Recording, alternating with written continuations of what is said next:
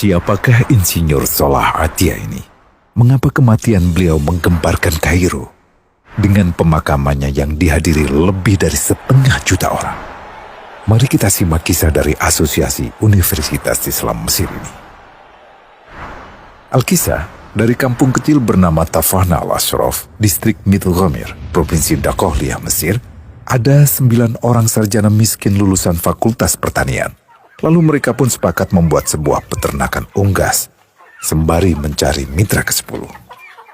Namun mereka terbentur modal, maka dengan sekuat tenaga mereka kumpulkan dari hasil menjual tanah, perhiasan istri, hingga meminjam. Meski tidak banyak terkumpul, namun mencukupi untuk memulai usahanya. Pertanyaan tersisa, siapa mitra yang ke-10? Insinyur Salah, satu dari mereka pun berkata, "Aku sudah menemukan mitra yang ke-10. Siapa?" kata teman-temannya.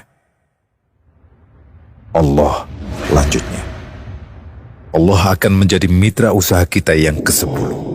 Allah akan mendapat 10% dari keuntungan kita. Dengan perjanjian, Allah yang akan memberikan perlindungan dan pemeliharaan, keamanan dari segala wabah penyakit." Akhirnya mereka pun sepakat. Kontrak kerjasama pun ditulis secara rinci dan dicatatkan ke notaris, lengkap dengan peran mitra ke-10 tersebut. Tak disangka, setelah 1 musim bisnis mereka langsung meroket, jauh dari yang dibayangkan sebelumnya. Lalu mereka pun kembali bersepakat menambah jatah keuntungan mitra ke-10 menjadi 20% di musim kedua, dan begitu seterusnya hingga mencapai 50%. Lalu bagaimana keuntungan mitra ke-10 itu dialokasikan? Dimulai dengan membangun sekolah dasar Islam putra, lalu lanjut putri, kemudian sekolah menengah putra, kemudian putri. Tambah lagi madrasah alia putra, lalu putri. Tapi karena keuntungan terus membanjir, akhirnya dibentuklah Baitul Mal. Dan mereka pun mengajukan ke pemerintah untuk membangun universitas di kampung. Awalnya ditolak dengan alasan tiadanya akses bagi para mahasiswa. Tak berapa lama mereka pun mengajukan pembangunan universitas lengkap dengan stasiun kereta beserta jalurnya dengan biaya mandiri. Akhirnya permintaan ini disetujui, dan pertama dalam sejarah Mesir berdirilah sebuah universitas di perkampungan kecil.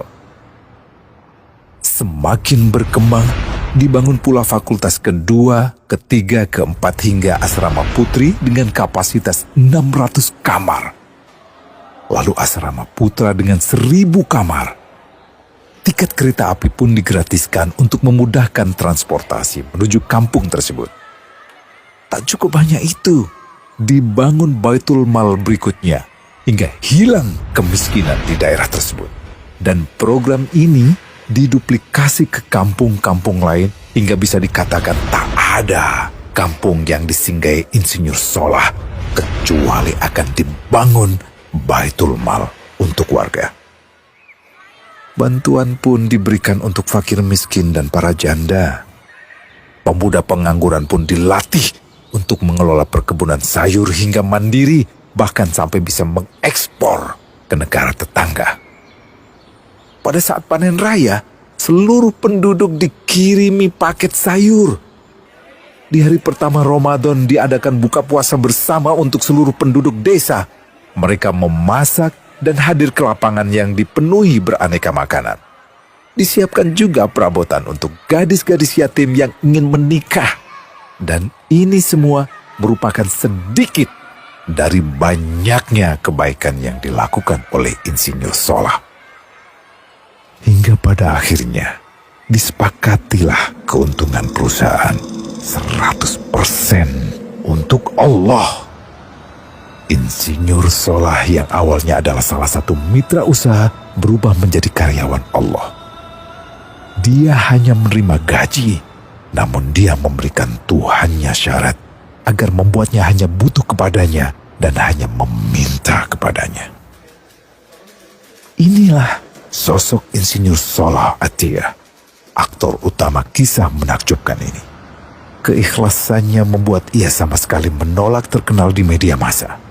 Dan kini, meski orang yang melibatkan Allah ke dalam bisnisnya ini telah wafat, terbayang seluruh amal jariahnya yang selalu mengalir untuknya.